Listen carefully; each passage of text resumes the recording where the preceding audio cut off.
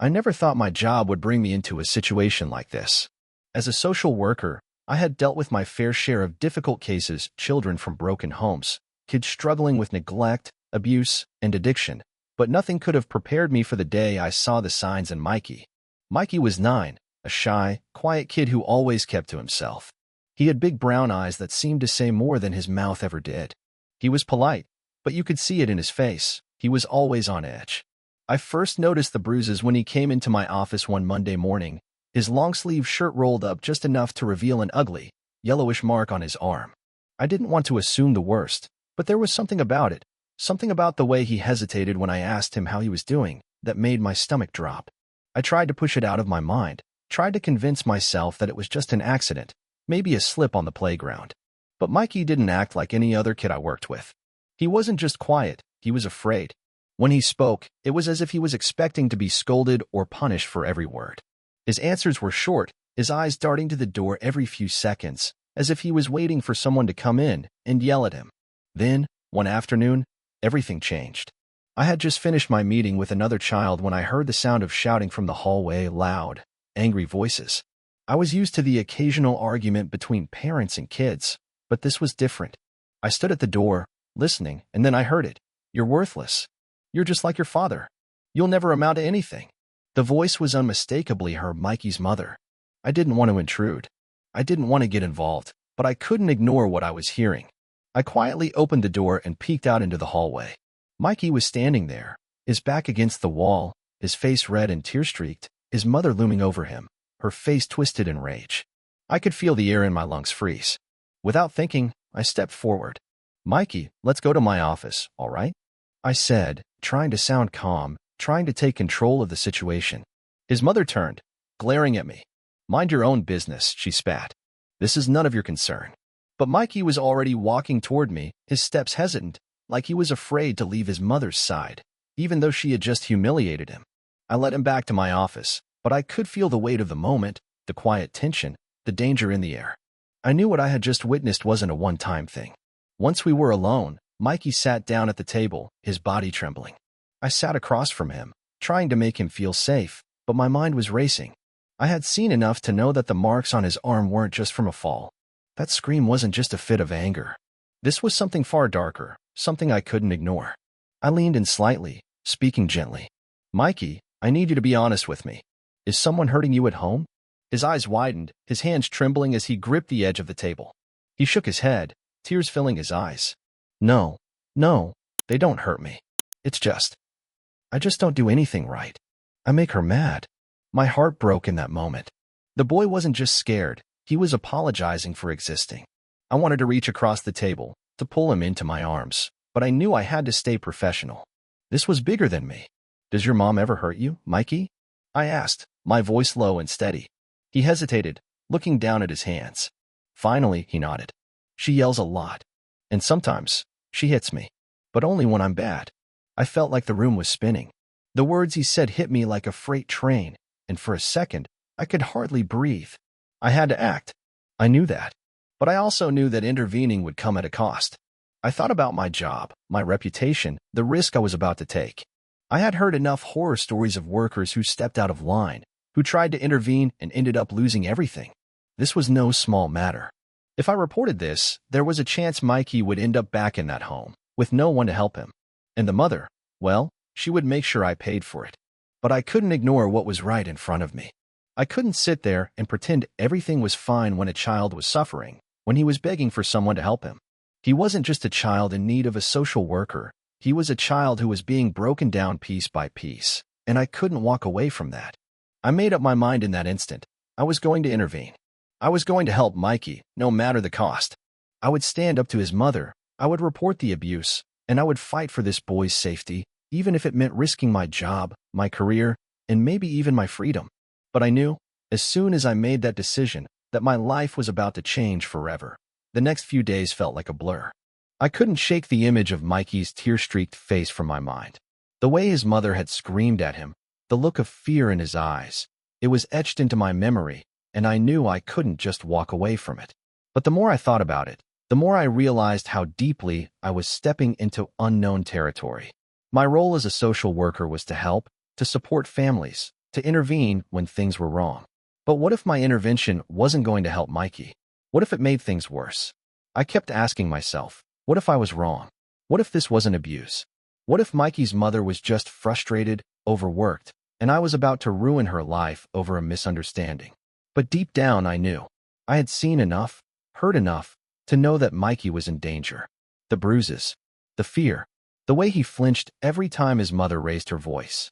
It wasn't just a bad day for her or a mistake for him. It was a pattern, a dangerous one, and I couldn't pretend I hadn't seen it. The following week, I made the call. I documented everything I could, what Mikey had told me, what I had witnessed, the signs of physical abuse, the emotional scars that were too obvious to ignore. I contacted the appropriate authorities, prepared to face the consequences of what I was about to do. The process was slow, more methodical than I had expected. At first, I felt like I was doing the right thing. I was putting Mikey's safety above everything else. But then came the second guessing. My supervisor called me in for a meeting after I submitted the report. I could see the disapproval in her eyes as she asked me to explain my actions. She didn't come right out and say it, but it was clear she was concerned about the potential fallout. "Are you sure about this?" she asked, her voice measured, professional. "You realize you're making a serious accusation here. There's a lot at stake, not just for Mikey, but for you as well." Her words hit me like a punch to the gut. What was at stake? My career, my reputation, everything I had worked for. I wasn't just risking my job. I was risking my future and Mikey's too. If I was wrong, if my suspicion didn't pan out, I could lose my job. Worse, Mikey could end up right back in that house, in that same toxic environment. But then I thought of his face again, the bruises, the trembling hands. I thought of his mother's words, "You'll never amount to anything." I looked my supervisor in the eye. "Yes, I'm sure." The rest of the meeting was a blur. My supervisor made some notes, told me to prepare for a follow-up, and warned me about the consequences of going forward with the case.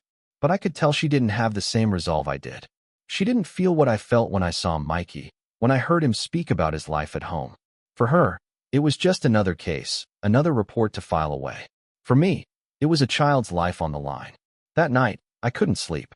I kept thinking about Mikey's mother, the way she lashed out, the way she manipulated everything around her. It was clear she knew how to control the narrative, how to play the victim. I knew that if I wasn't careful, she would turn everything on me, accuse me of overstepping, of being too involved. The next day, I went back to the school, to Mikey's classroom. I tried to act like everything was normal, like I wasn't carrying the weight of the world on my shoulders. But I could feel the tension in my chest, the tightness in my throat. My mind kept racing, thinking about the next steps, wondering if I was doing the right thing. And then I saw Mikey again. He was sitting at his desk, staring down at his paper, a slight tremor in his hands. He looked up when he noticed me watching him, and our eyes locked for a moment. The fear was still there, but there was something else now, too. He seemed relieved. I couldn't place it at first. But then it hit me. He trusted me. He knew, without saying a word, that I was trying to help him. It was like the burden he had been carrying for so long had just been lifted, even if only a little. I smiled at him, trying to reassure him, though I wasn't sure if he saw it. But that smile, his small, tentative nod back, made me feel like I was doing the right thing, even if it cost me everything. As the days passed, the situation only escalated. Mikey's mother found out about the report. I don't know how, but she did. And when she confronted me, I could see it in her eyes. Anger, panic, and something darker, something manipulative. She told me I was overstepping, that I had no right to interfere in her family's business, that I was ruining everything. Her words cut deeper than I expected, and I felt my resolve falter. She threatened me, said she'd report me to the board, that she'd make sure I lost my job. She told me I was ruining Mikey's life more than I was helping him. I wanted to crumble. I wanted to run, to apologize, to make it go away. But I couldn't. Not after what I had seen. Not after everything I had learned about Mikey's home life. I knew, without a doubt, that I couldn't turn back. And so, I pushed forward. The days after Mikey's mother confronted me were a blur of anxiety and tension. I could feel the walls closing in, at work, in my personal life, even in the quiet corners of my mind. My colleagues started distancing themselves, as if they could feel the storm brewing. No one said anything outright, but I could tell they were whispering behind my back. I had become a pariah in my own workplace, the man who overstepped, the one who was ruining things. I'd spent so many years fighting for kids, advocating for families, trying to make a difference in a world that often ignored the quiet cries for help. But now I was faced with my own battle, one I never expected, one that had turned so personal and dangerous. The threats from Mikey's mother didn't stop. She kept calling me, leaving messages filled with venom, accusing me of everything under the sun. She tried to manipulate me into backing off, playing on my guilt, telling me that I was destroying her family, that I was tearing her son away from her. I remember one night, my phone buzzed with a new message. I stared at the screen, a sinking feeling in my stomach as I saw her name. "You better watch yourself. Keep pushing and you'll lose more than just your job. I'll make sure of it." Her words stung, but what hurt more was the realization that she could get away with it. She had control. She had everyone in her corner, the system, the community, the friends she had so carefully manipulated. But Mikey? He had no one. I knew that now. And it was that knowledge, that truth, that kept me from turning back. The first time I felt the full weight of what I had done came during an emergency meeting with my supervisor. She asked me to come into her office, and when I sat down, I saw the disappointment on her face. "I understand you're trying to help, but this is getting out of hand," she said, her voice cold, detached. "We need to think about the bigger picture here. Your actions are causing a disruption. This is about Mikey, not your personal sense of justice." It hit me like a slap in the face. She wasn't concerned about Mikey's well-being. She wasn't worried about the abuse I had reported. She was worried about reputation, about keeping the peace, about protecting the status quo. My heart sank. "I can't ignore what's happening," I said, trying to steady my voice. "I can't look away while a child is being hurt. This isn't about me, it's about Mikey. He needs help." She shook her head. "This isn't your fight. You're crossing a line, and if you don't step back, there will be consequences. For you. For Mikey." It was as if the floor had dropped out beneath me. She wasn't just threatening my career. She was threatening Mikey's chance for safety. I realized then that this was no longer just about me doing what I thought was right. It was about everything I had worked for being torn apart, about my own livelihood and reputation hanging by a thread. But there was no going back. In the days that followed, I did my best to stay focused on Mikey. I knew that no matter how much the world around me was turning against me, I couldn't abandon him. The evidence was piling up, photos of bruises, statements from teachers who had noticed his withdrawn behavior, even a note from Mikey himself, scribbled quickly during one of our sessions. "Please help me. I'm scared." I knew this was my last chance. If I didn't act now, Mikey would fall through the cracks, and I would never forgive myself. That's when I decided to take the most dangerous step of all. I reached out to the authorities. I wasn't just filing a report now. I was going to court. I started gathering every piece of evidence I could, photos, witness statements, records of the verbal abuse I had witnessed, and I prepared to file for an order of protection. I was terrified. Terrified of losing everything. Terrified of what Mikey's mother would do once she knew I was going this far. But I also knew that if I didn't do this, if I didn't stand up for Mikey, I would never forgive myself. The weight of that realization hit me like a ton of bricks, but it also gave me the courage to move forward. The day I filed the report, I felt like I was standing on the edge of a cliff, looking down at the unknown. I could already feel the backlash. I could already feel the isolation, the judgment from people who didn't understand, from those who thought I was ruining a family instead of saving a child. I knew I was about to face the consequences of my decision, and I had no idea what they would be. But there was one thing I knew for sure. I couldn't live in fear anymore. The day I walked into the courtroom to file for Mikey's protection order, I felt a sense of finality. The case was in motion. There was no turning back now. I had put everything on the line, and I was about to face the woman who had tormented Mikey, the woman who had manipulated everyone around her for years. The fight wasn't over yet. But as I stood there, holding my breath, I realized that I had already won something far more important than a court ruling. I had taken a stand. And that was worth more than any job, any reputation, or any threat she could make. The moment I filed the report, I felt both a wave of relief and a sinking pit in my stomach. It wasn't the triumph I expected. No, it was the kind of relief that comes from knowing you've made an irreversible decision. I had crossed a line, and there was no going back. Now, it was all out of my hands. But even as I walked away from the courthouse that day, I felt the weight of the consequences pressing in on me. Mikey's mother would find out soon, and when she did, I knew she would come for me. I couldn't shake the thought of what she was capable of. She had already made her threats. She had manipulated everyone around her. She could twist the story and make me look like the villain, make me into the monster, just as she had done to Mikey all these years. I kept my phone on silent for the next couple of days. I didn't want to see the messages or hear the threats. The reality was sinking in that my life, as I knew it, was over. My colleagues at work were already pulling away. There was an uncomfortable air in the office. No one had outright confronted me, but I could feel their judgment, their quiet disapproval hanging over me. There were whispers behind my back. I knew I was under investigation. My supervisor was already talking to HR about the steps to remove me from the case, possibly from the entire department. But none of that mattered as much as Mikey. He was still in danger. He was still terrified, and I had to keep going. I couldn't stop now. Not when I knew the truth. I hadn't seen Mikey since I filed the report. I wasn't sure if it was a good idea to reach out to him. I didn't want to scare him, but I knew he needed reassurance. I needed to let him know that I hadn't forgotten him, that I wasn't going to leave him behind. So, I called him. The phone rang 3 times before he answered, his voice soft, hesitant. Hello, Mikey? It's me, your social worker. I just wanted to check in, see how you're doing. For a moment, there was silence on the other end. I could almost hear him trying to decide whether he should speak, whether it was safe to say anything. Finally, he answered. I'm okay. I guess, Mikey said, his voice barely above a whisper. Is everything okay with you? I could hear the concern in his voice, even though it was laced with fear. He was worried about me, worried about the consequences of what I'd done. And that broke my heart.